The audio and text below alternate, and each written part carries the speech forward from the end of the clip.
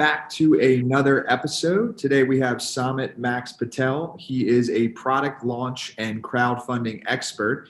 He's helped raise over 43 million and counting. He is also a social media influencer and worldwide speaker. So welcome to the show.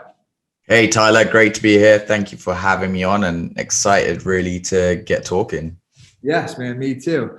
So really, the first question is, how did you find yourself in this business, like helping people with this? Like, what's the origin story? Yeah, I think, my story is quite long-winded, so I'm gonna break it down and shorten it as much as possible for everyone in the audience so they don't just fall asleep. But it wasn't a very typical story because at 18, I started my own first business, which was nightclub promotion. That was really to pay for university. And then when I graduated, when I was 22, we were in the biggest financial crisis ever. So, there was no jobs going. There was nothing really else to do other than run a business, which I thought. And I thought to myself, you know what? I had a very big ego, as you do, where sometimes when you're young, and if you're making $1,000 a week while you're 18, you'd especially be thinking, okay, the rest of the world is going to be easy to you. So I stepped into the real world thinking, okay, you know what? I was making $1,000. I can literally do this for anywhere and anything. And I naively entered a bunch of different businesses, from the travel industry to marketing to even hair and beauty. I was doing hair extensions and I had no clue about women's hair, right? So I went through a lot of wacky different businesses. Fast forward to 28, I was 28 years old, really had zero to my account. I had a event that happened which literally turned my whole life upside down. My brother got into a life-threatening accident while he went abroad. He was the golden child of the family, so literally for me it was a case of I needed to step up, because if anything did actually happen to him, who's going to be the breadwinner? So at that point I decided to give up on becoming an entrepreneur. I gave up on running businesses. And I literally wanted to get involved in startups. I was following startups for a very long time. And I actually ended up seeing this one startup called Blocks, which was a modular smartwatch they could put together like Lego. And I was responsible for that launch campaign to the market. And I analyzed why I failed so many times. Was it because I was just a terrible person at business? Was it because I just didn't have what it takes, or, maybe something wrong with my genes? I analyzed all these things and I literally self-reflected. And really, you should self-reflect when you fail at a business, not just combine it all in once. But I took a couple of weeks out and I looked at why I failed these businesses. And it really came down to three things. Number one was the lack of research, lack of understanding what industry you're entering, the competitors in this industry, how long they've been there, what they're doing, how advanced they are, what type of marketing channels they're going into. And that was very relevant for the travel business that I set up at the very beginning. Travel is a very, very competitive industry. They're very technologically advanced. They're using the latest marketing, SEO, PPC, every single keyword, long tail, short tail, they're going for it, right? So the travel industry is so competitive. It's only the only one industry that's more competitive than travel is the porn industry. So number one, make sure you're researching what your competitors are, understanding the industry. Number two was building up a pre-community before you actually launch any business. So think about this, right? If you're ever thinking about launching a product, say, for example, you're coming out with a brand new pen or a mug, even before you decide to leave your job, or even before you decide to start this venture up, set up a landing page, start thinking about how you're going to drive traffic to that. If you start doing the SEO, if you start doing the PPC, if you start doing all of these things, even before you leave your full-time job or you make it into a full-time hustle, because a lot of people have multiple businesses, right? But what they tend to do is they're like, all right, I'm going to start this business now. And they'll go through that whole process and 3 months have passed before they even generate a sale. And the reason why that's really important is because of the pipeline. You need to build up a pipeline, and that's really important. And the last thing is your offer, right? You need a really good, compelling offer, something that's going to differentiate you from everyone else out there. And all of these three things are literally what led me to raise 1.6 million for that smartwatch campaign. And then from there on, I ended up working on multiple different projects and have ended up raising 43 million. Yeah, I love everything you just said there. One of the things that changed my life when I started my first business, I was 20, and it was just the concept of MVP, right? Minimum viable product. And like essentially, I think people fall on the trap of like trying to do all of the things before actually getting their first customer, right? So they'll like spend all this time building something without even realizing if anybody even wants it. So, you know, and it's just, I see still to this day, people that I know go, and I try to tell them, I'm like, why don't you call these potential, this is the way I'm like, call these potential people that you think would be good customers and just ask them like, hey, would you buy something like this if I built it? And then you'll know. And if it's a yes, then build it. But don't waste a year of your life building it. And it's Exactly. Yeah, but we're just not taught this in school. Like, and I fell into the trap. Luckily, you know, I was pretty young when I figured it out. But either way, I think that's just a huge piece of advice there. Exactly. That's literally what, you know, I've made it my purpose to literally be educating as many people around this one concept as possible, because it will save so much work. It will save so much money and hassle that you'd go through. And trust me, man, you know, I'm sure you've had a similar experience as most entrepreneurs have. From 22 to 28, it was a very unhappy place. You know, it was very stressful having no money and having your friends go out and enjoy their life and be able to meet up every week. And then you've got to make up some lame excuse why you can't be there. So yeah, you know, and the turning point for me was, you know, seeing all these other entrepreneurs, Gary Vee, all these other big entrepreneurs who were like, you know, just go for it, you know, go do it. It's like, but that's like, you've got to strike a balance. That, you know, one of the biggest things, I think, like looking at things in hindsight, if I went into a job and started earning money and then started working on my business as a side hustle, and then once it turned into a real business, that would have been perfect, right? Because instead I was doing from 22 to 28, I probably lost out on a huge amount of money. And I was so out of touch with the jobs market. It was very difficult for me to even get a job. That was the biggest challenge as well. Yeah, no, I'm with you. I realized at like 15, I was unemployable. Even like, you know, the easiest of jobs, I just couldn't last, man. I don't know what and I actually think, going back to what you kind of said in the beginning, it was ego.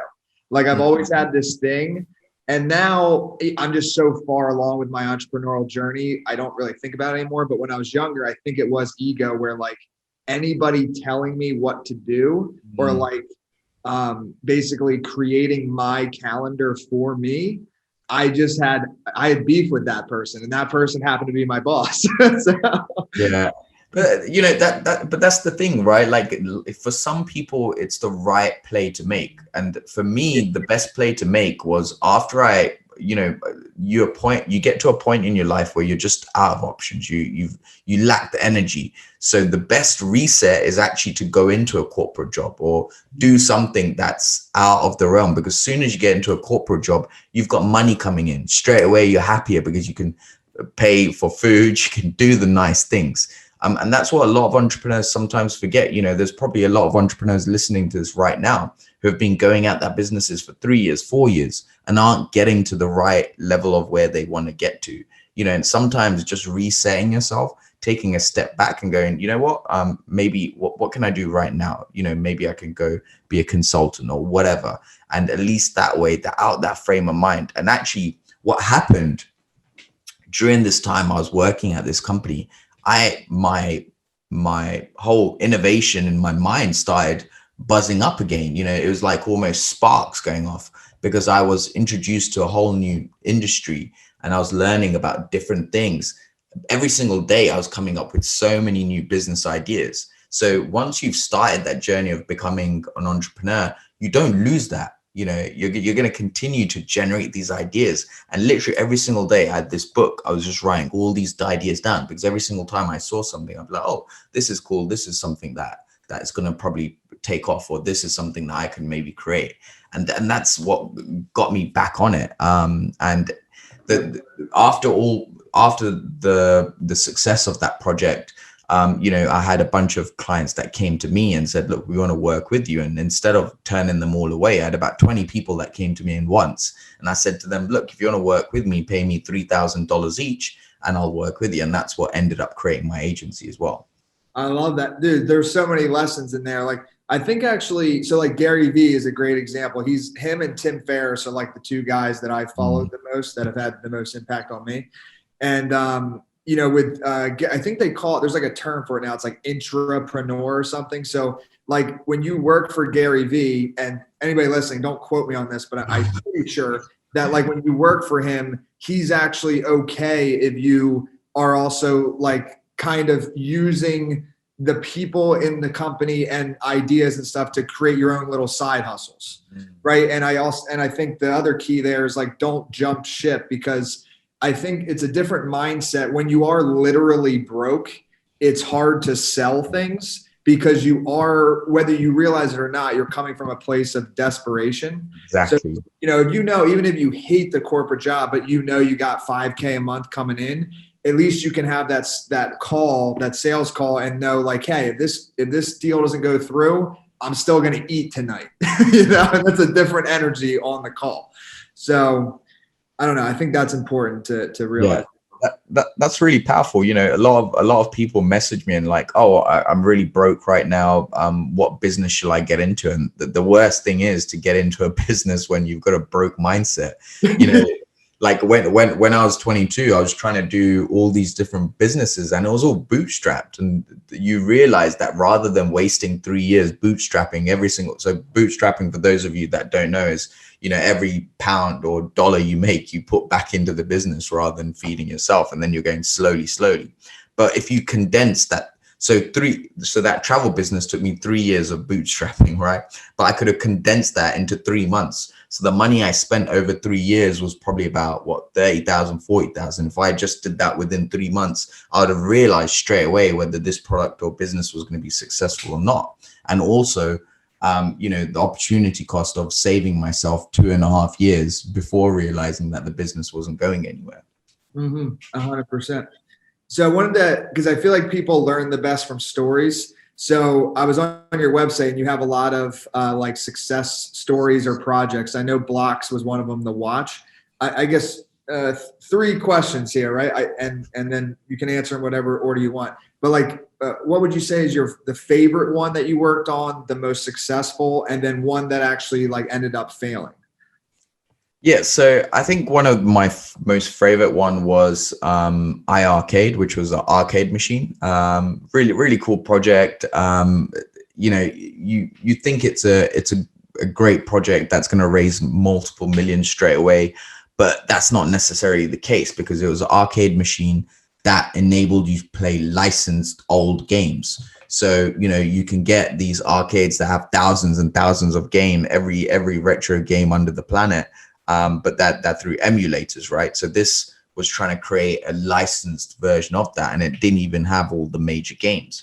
So when I looked at that strategy, I said, okay, this could potentially be a good product. There's a lot of problems where people will be like, okay, what you're offering is a $800 product that I can probably get made for $200, or I can just download an emulator. And who's even interested in all these retro games right now? So the strategy we used for that project was establishing the creator as almost like the spearhead of the campaign. Like, he was a very energetic guy. He was very into his retro games. So I literally said to him, look, why don't you every week just go live on Facebook, start playing your games, go through one game, go through another game, start building up the rapport.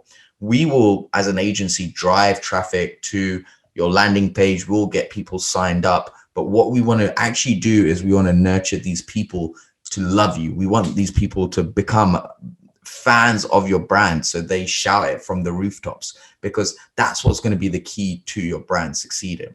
And he was doing that for 3 months. 3 months, he was every single week consistent with the video, talking about the games he was playing through, talking about where development's going. That project ended up raising $1 million,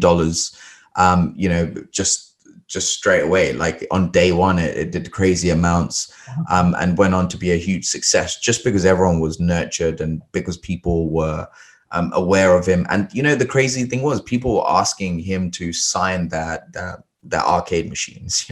This guy was nobody other than a creator of this business, but people were so excited around him that they were asking him to sign the arcade machines and all of these things. So that was one project I was really excited about, just because it was so different. And that same model is what we're applying to all our projects right now, is establishing the actual person as almost like the influencer, because there's a massive disconnect between brands right now and actual customers. Like if you think about a brand, you're buying through one click on Amazon, right? You're not really buying because of a brand. You're buying because of price. You're buying because of ratings or reviews. You're not really buying because of, that's Nike or that's Adidas, or and I really love Nike, unless if you're into trainers and all you collect is Adidas. But for all new products, you're not doing it out of brand loyalty. You're doing it just because of other factors. But the way you can create that connect is if someone feels like, okay, you know what, Tyler knows me. Tyler's offering this product, and I've been following Tyler's content for a very long time. And I feel like, Tyler listens to me. I can message Tyler and Tyler's going to get back to me. And anytime Tyler now has a product, I'm just going to buy it because I really like Tyler. And that's what's happening a lot with the influencer space. So, people are buying from people, not because it's the cheapest, not because it's the best product. It's just because they're buying from the persona. And that's really key to the future of sales. It's going to be very video orientated. It's going to be people being in front of a camera like we are and selling that product. And that's why all these platforms like TikTok and YouTube and Amazon is coming out with its own video platform to sell products is going to become really big. QVC was the beginning of it, but the end is, us just getting on an app and shooting a video about our products.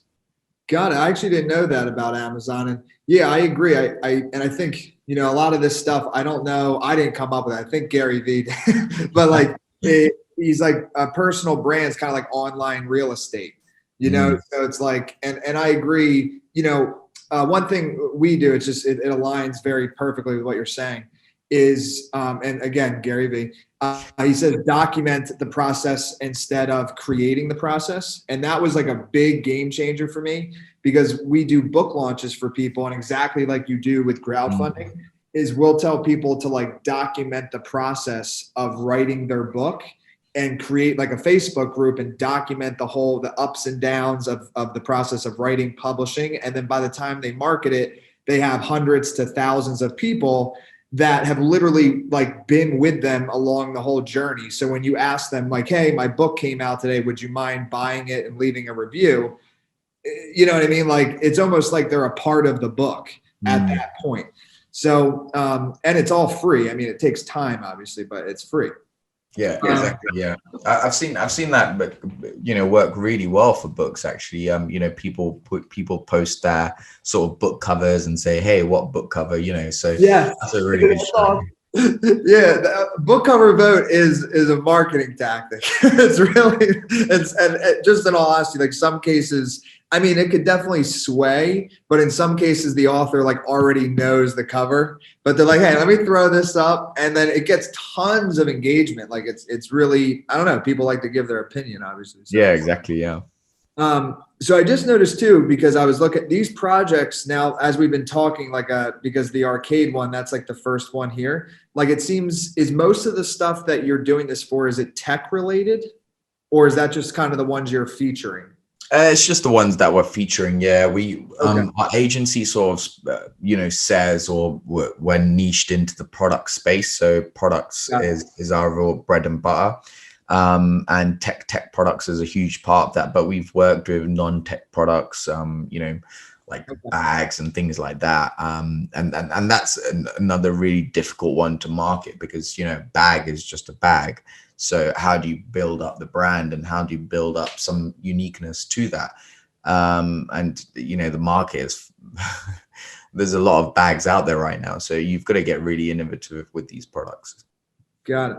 So what was let's go to the failure and then to a success. And if you don't want to share the name, but like, and maybe it's obviously not one with your agency, but maybe in the beginning, or maybe all of them succeeded. I could be wrong. I don't know. No, you know, with this, there are projects that can fail. And through, you know, we've been in the business from 2015, and, you know, straight away when we take on a client, we explain them the risks. Like, yes, you know, we're a great marketing agency, but at the same time, you know, the product has to be great. And there's a lot of other things that are outside of our control. So before, we were just doing the community building.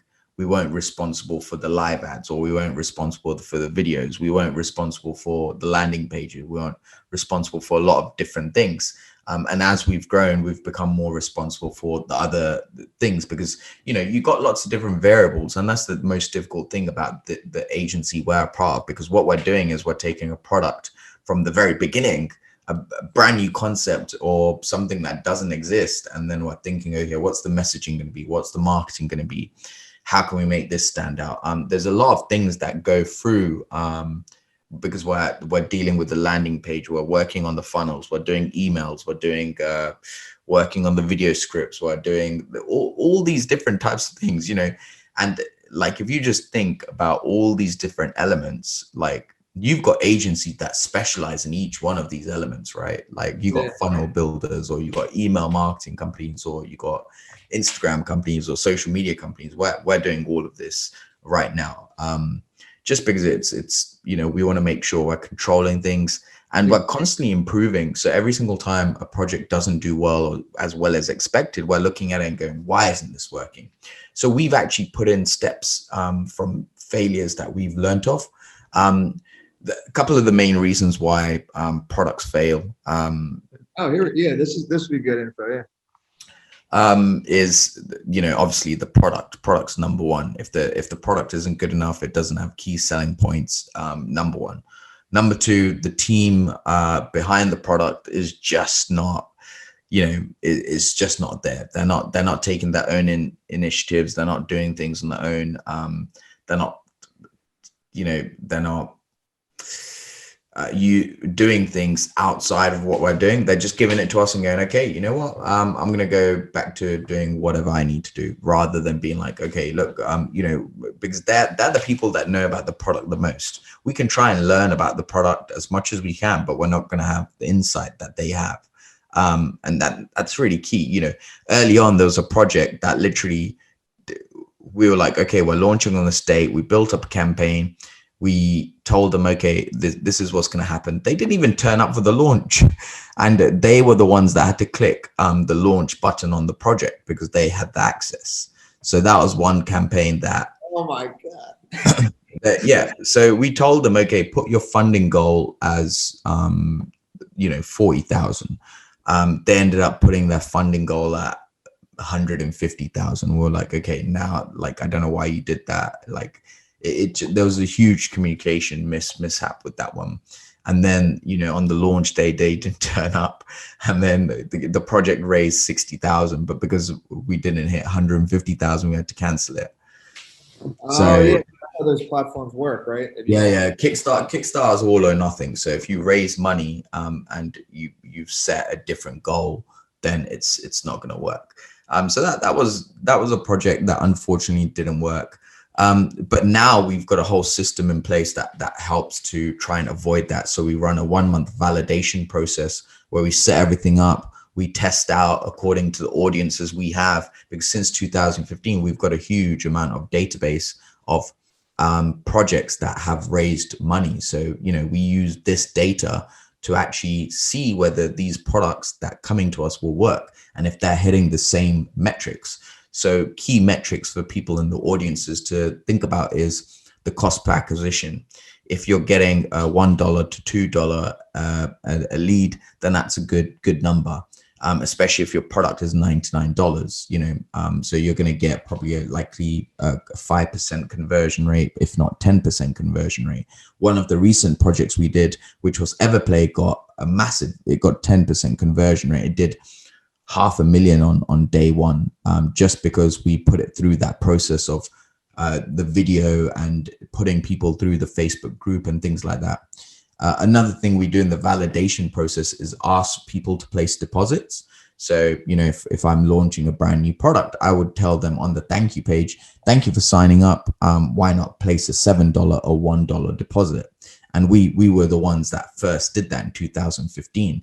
And someone that signs up is not a good, they may sign up, but they're not going to end up buying. But someone that ends up placing a deposit is more likely to buy. They're more interested in it.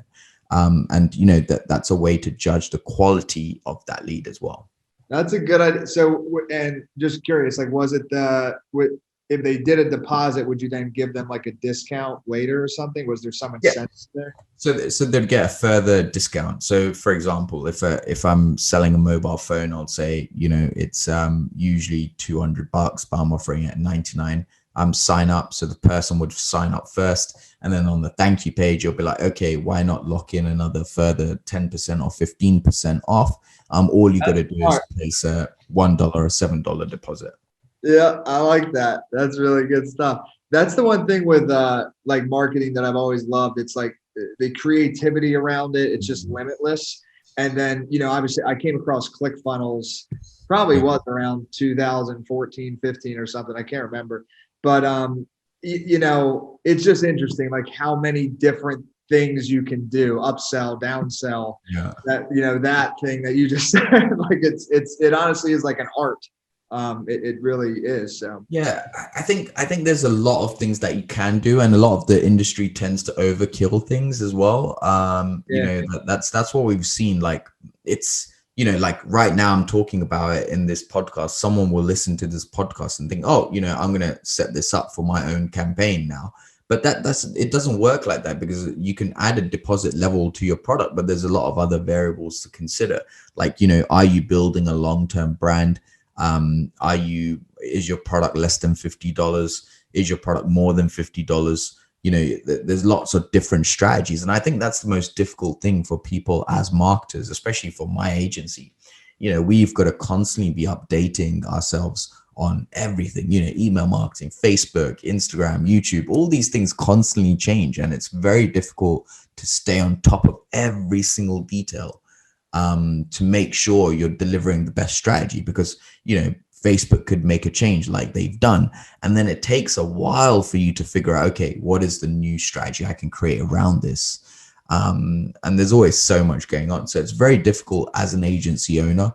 And I think that's why a lot of people out there, they don't fully understand the benefit of an agency. It's like building a house. You could probably look on YouTube on how to build a house, but whether that house is going to be built cost effectively or it's going to not drop down on your head is another question, right?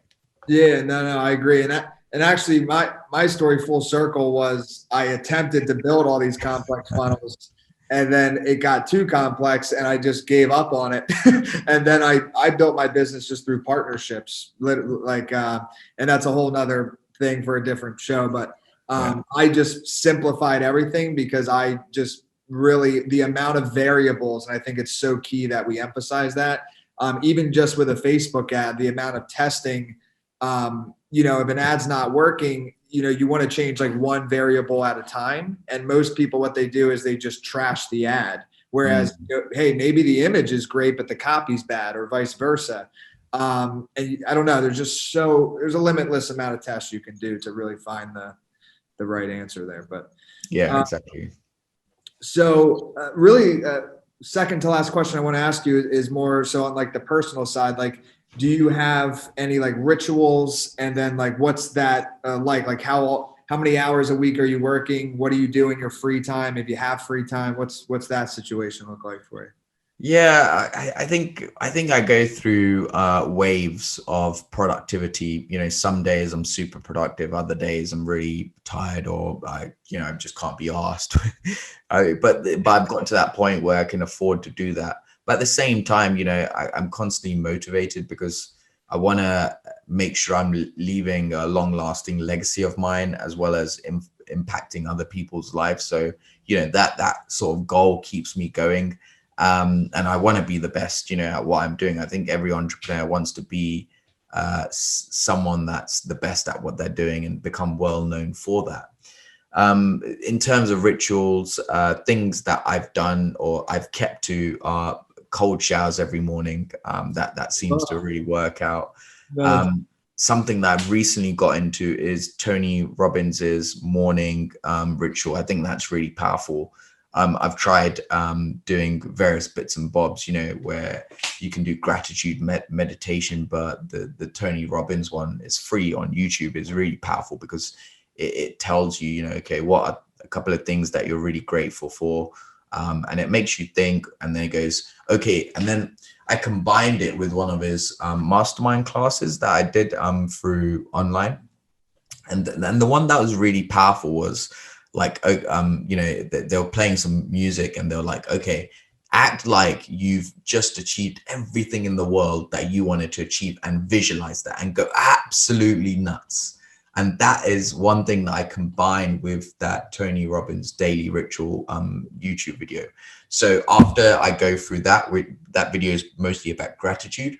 After that, I'm literally just closing my eyes, I'm playing my favorite song, and I'm acting like I have got, I've got all these massive awards from ClickFunnels. I'm up on stage doing a TEDx talk. I'm doing, my charity work, and the happiness that my family feels at my success, being able to take my family to all these great places, and just going absolutely ham, just going absolutely nuts, where you're dancing and you're singing and your eyes are just closed and you've got that visual, and that's really powerful. I think, I've tried lots of different things, and these two things are really powerful.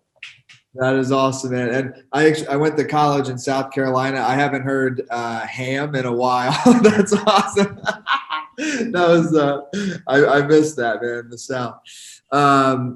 So okay, last question is like, where can people stay in touch with you? So like socials, your website, and anything else that we didn't mention. Oh yeah, and actually, right before you say that, because I meant to ask you this, and then we started talking about other things. Your brother, did he end up being okay? I'm assuming. Yeah, Okay. he's fine. Yeah.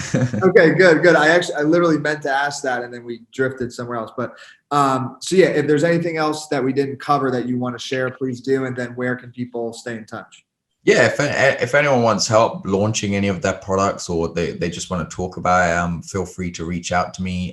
My website is samitpatel.net. My agency website is jupio.com. There's a couple of really good giveaways on both websites. I've got a massive PDF that literally has a bunch of growth hacks that you can do to literally gain business for your company.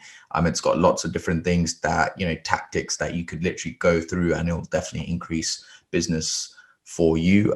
So that's definitely one that's worth checking out. Just go on to jupio.com, and it's there on the website as a free giveaway, and highly recommend that. And the other thing is, just follow me on all the socials. Like, I'm putting out daily content on Instagram. I'm on TikTok. I'm on YouTube. I'm on all these things. But if you wanna get to know me a bit more, start following me on Instagram. I'm following literally trends that I see, ways to make money. I'm posting about cool tools as well, and really breaking down complex topics like what are NFTs and how to get involved in them, or all these other things as well. So yeah, definitely feel free to follow me, and if you've got any issues, just DM me as well. I'm always getting back to my DMs myself. And what is your Instagram handle? I may have missed it. I am Samit Patel. Okay, got it. Perfect. That's basically I am Samit Patel on all socials. Got it. Okay. Well, thank you, man. That was an awesome interview. I appreciate you coming on. Yeah, I appreciate it, man. Thanks for having me, Tyler, and thanks. Yeah.